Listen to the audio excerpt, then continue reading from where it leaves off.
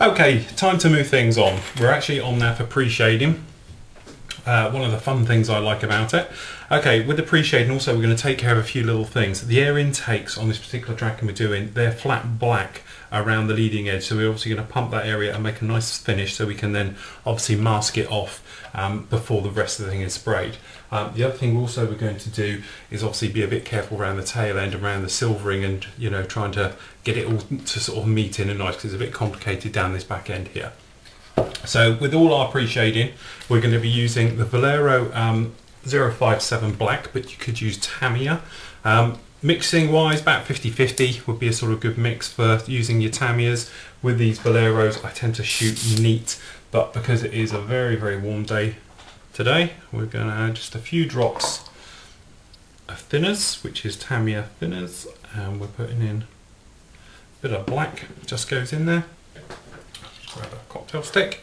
Okay, we're going to give this a mix round. Good old mix. Okay, air pressure wise, we're going to be shooting quite a high air pressure, because I'm going to make this one that sort of smeared, streaky, dirty effect. So obviously we want the pre-shading to be sort of very subtle. We don't want it to stand out too much. So we're just going to turn that down. Let's have a look at our working pressure. We're about 25 psi. So we'll just check our flow. Okay, that's fine. We're going to start on the underside. Everything's nice and smooth, obviously, where we sanded it down. So we should be able to just go straight in amongst it.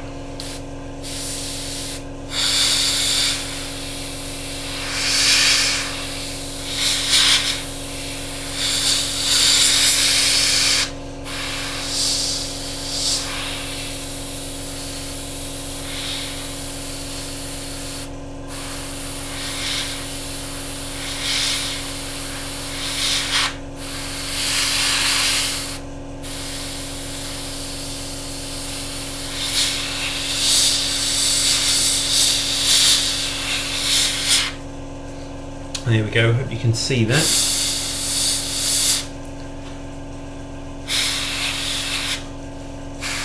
Obviously we're going to work all around the gear doors as well.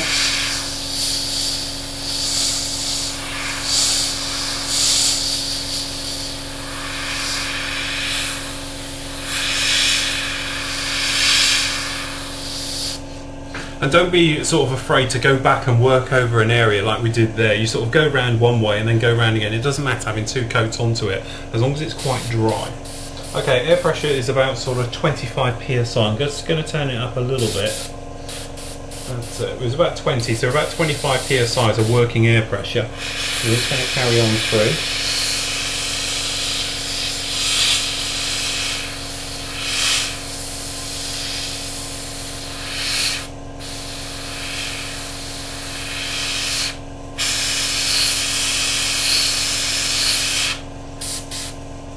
Just getting a little bit of build up on the needle, so every few minutes we're just going to give it a wipe.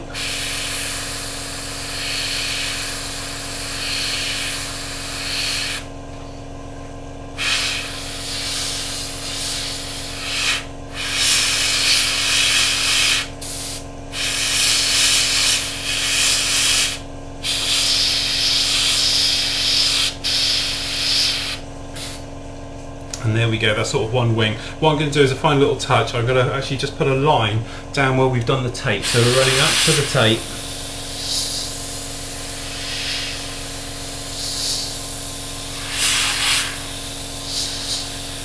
Keep it a bit wide there.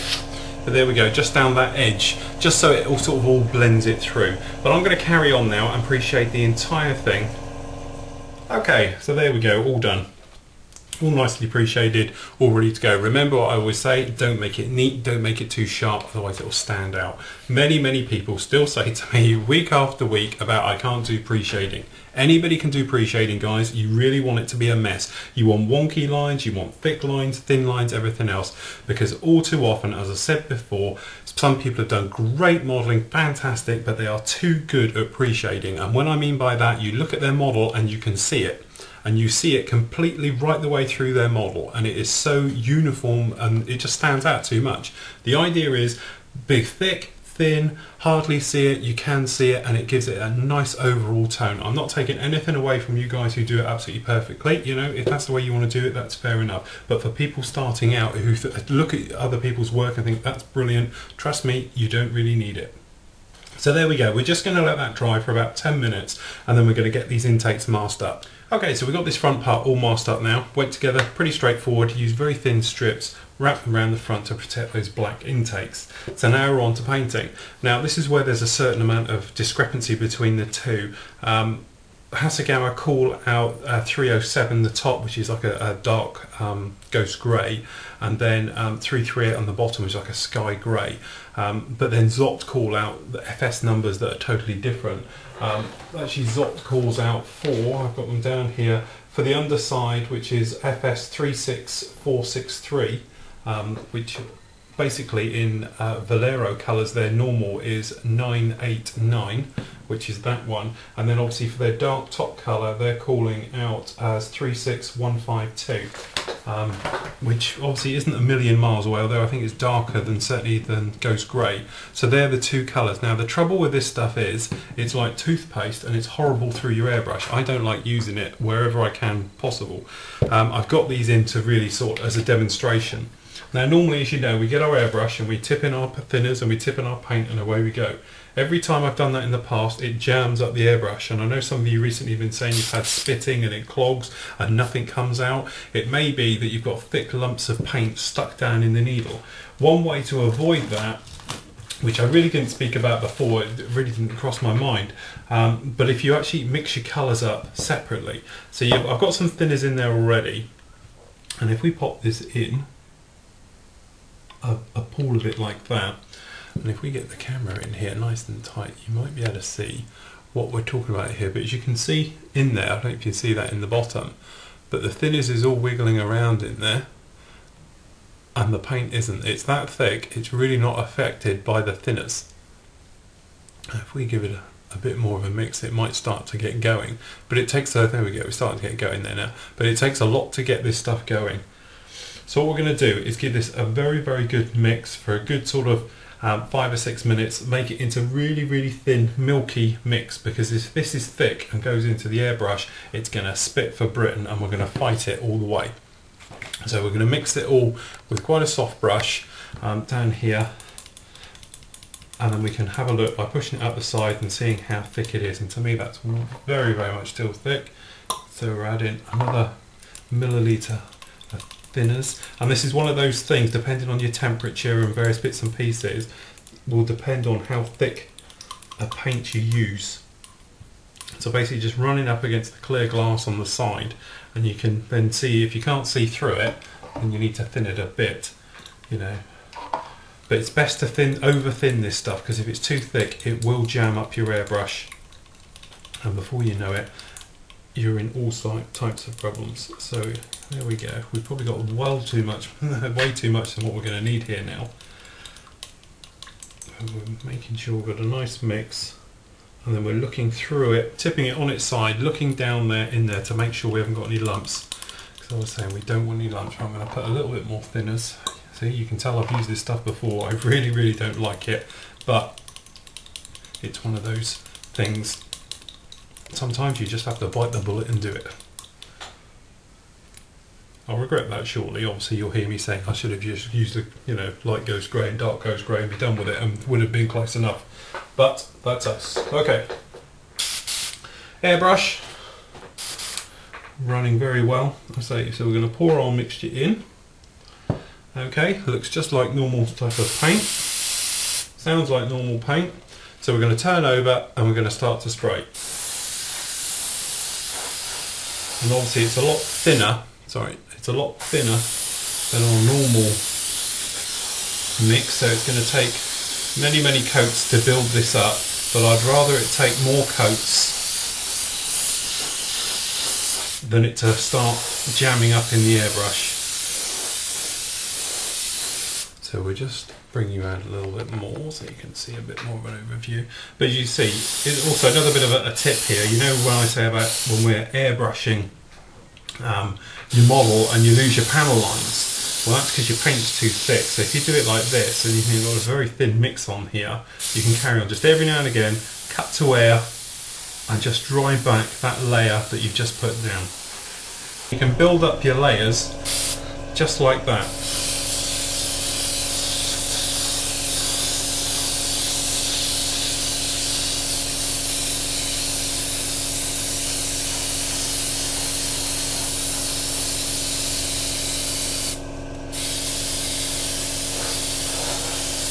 And don't forget to do your sides. Obviously we've got to do the front, but obviously the side of the intakes as well.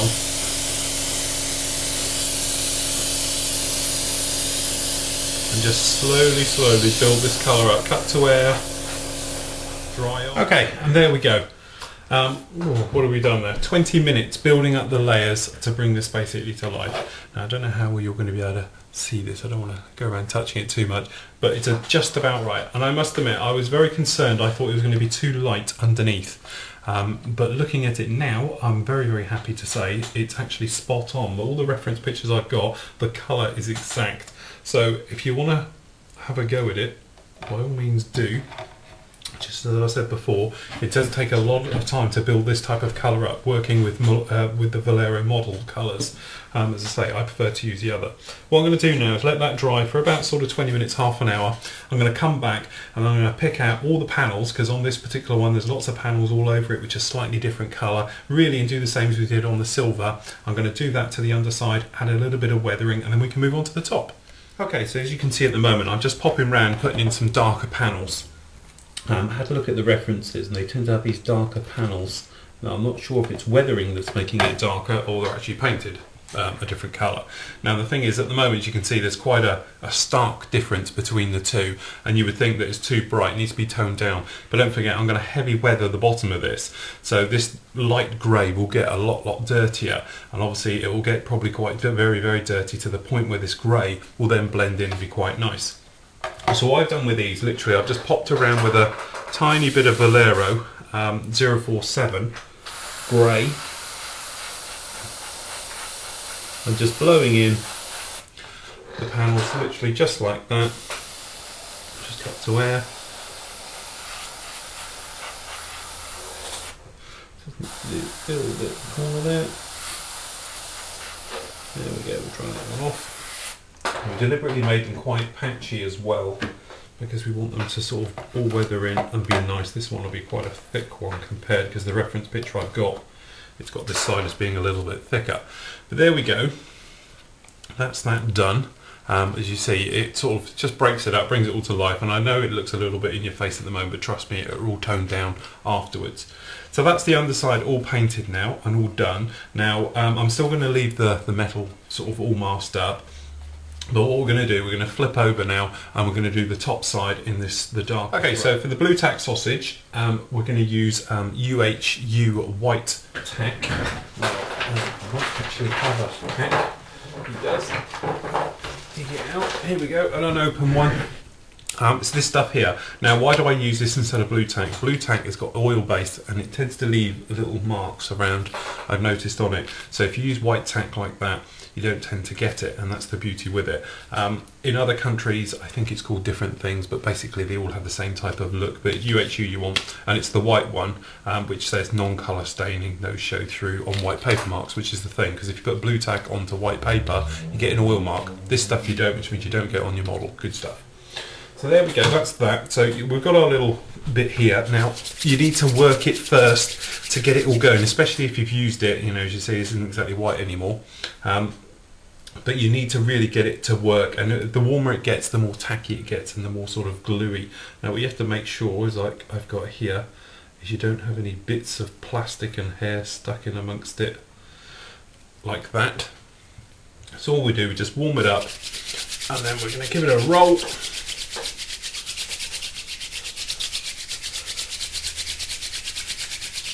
Like that, and then we're literally clean desk, and we're just going to roll it out.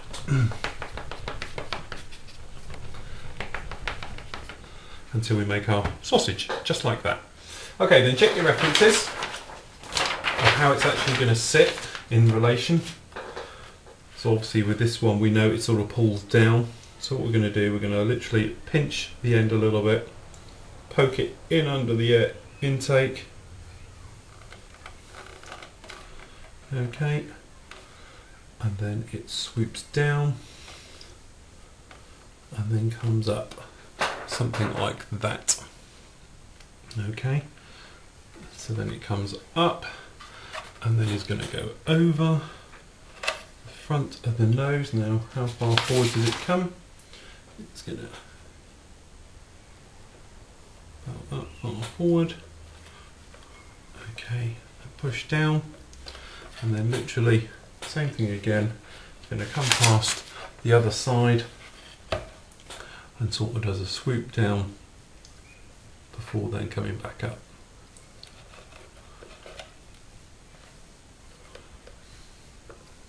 And then once you've roughly got it on there, basically like this, then you can start bending out little bits and putting in little tweaks.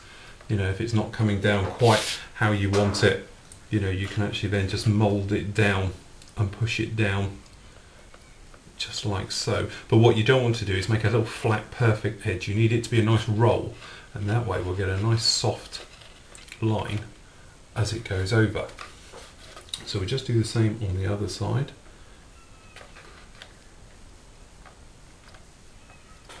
So it goes up just like that, and the job's done, the job's sorted. Now, to make sure we don't have any mistakes, and i.e. we go over, we just take some Tamiya tape, okay, down to the side, and then over, and just stick it to the actual putty itself, like so. Okay, we just do the same on the other side.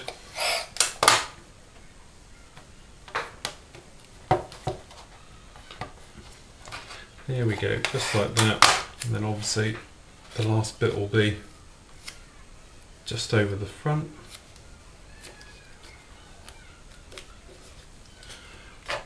And there we go, that's all masked up now, ready to go. And as I say, just keep having a look at it, and how you see the shape is really what you're going to get. So if you've got that type of shape like that, that's how it's going to appear when it comes out the other side. Same with the other side. And obviously have a look down from the top, and you'll make sure you're all sort of straight and how you want to sit, and various bits and pieces like that. And obviously you want to make sure it comes down far enough on this one. So we're just going to nudge this one a little further south, just like that, on the other side, because it droops down slightly lower than the intake. And last, we're just going to make sure we're all in there, all tight. And there we go, we're all done. Now the back end's all masked up, so we don't really have to worry about that. And obviously, but due to its shape, as long as we're spraying downwards or from a slight angle, we're not going to get anything happen to the bottom, so we don't have to worry about any of that either. The only thing you might want to do, as I'll do, is just bung up the back end where we've done the silver work in the middle. Okay, so we're all ready to go. We're all happy how it is. Now, it's a usual thing, obviously because we're using the other one, we've mixed it up separate. So we're going to give that a good stir to get that all going round. Looking nice. Okay, now this particular colour does tend to separate quite a lot. I'm just mixing it up there. So we're going to do is very carefully, we're going to pour it out. Okay, we'll start flow. Okay, and away we go. Very spattery for some reason.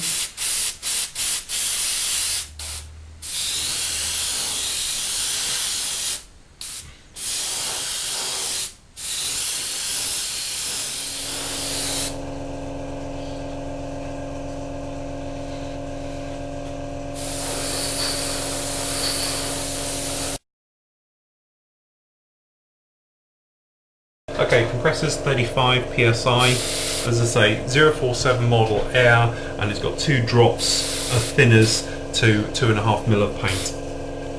Okay, so what we're going to do, we're going to just work our way over the entire model.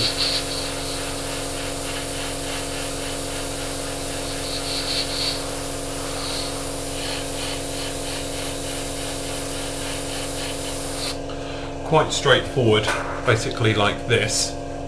And then as it dries back, when we come back with our second coat, as we will in a moment, We're then going to pick out the panel lines. Okay, so that's the grey work done. Obviously it's still wet. Now you can just about see that shading through, but to be honest, I think I've overdone it. So what we're going to do, we're just going to a couple of drops of white. Okay. Top, particularly horrible one there. There we go. A couple of drops of white just into here. Go 1, 2. 2 drops of white. We're going to add another drop of grey.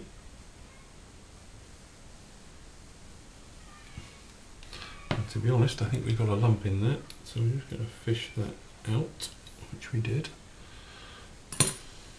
Okay, let's put another drop of grey. Okay, quite a bit of thinners, so we're going to do 3 drops of thinners, like that. Okay, and we get a bit of a mix round in here. Just add another couple of drops, another 3 drops of thinners. So quite a nice thin mix because we need this to blend, if you know what I mean. So we don't want it to be too stilted. So there we go, that's that. Let's just do the door a bit. Okay. So obviously we just let our paint come through. Okay, here the pitch change. Compressor's on, 35 psi. Got a little bit of sticking, so we're just going to pump our airbrush just to shift whatever it is in there out the way a bit. Okay, then what we're going to do is centre of the panels.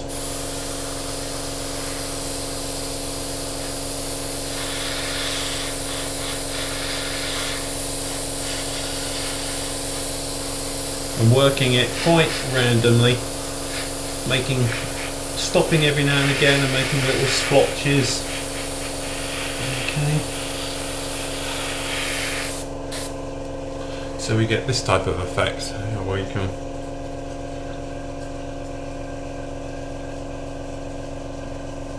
Then what happens is those are actually dry in, if you know what I mean, and they'll dry in there and they won't be that noticeable.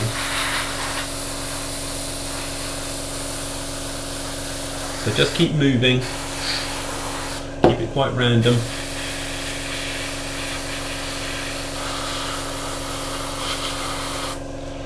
Okay, as you go around everywhere. Same on the other side.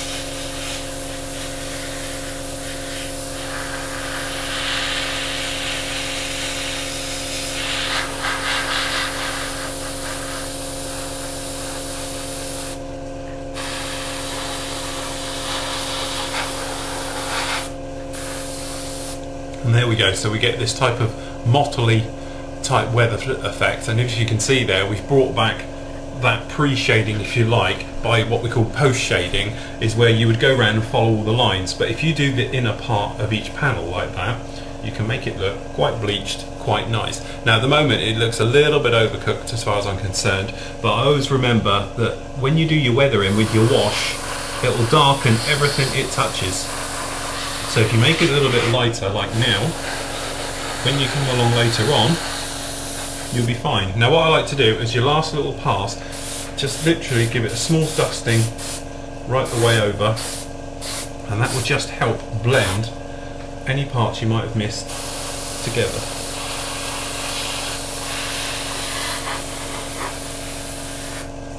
So there we go.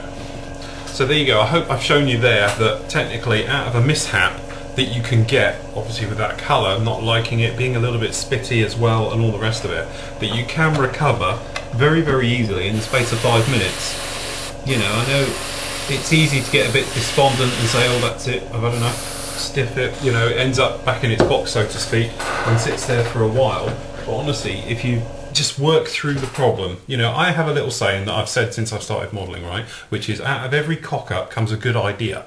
And many of the techniques that I've sort of refined these days and I'm trying to pass on to you guys is where literally I've completely cocked it up. It's gone really, really wrong. And instead of actually having to then bin it, or completely having to strip it down, that's going to take time, that are actually try and work away and try and refine something to make it look better.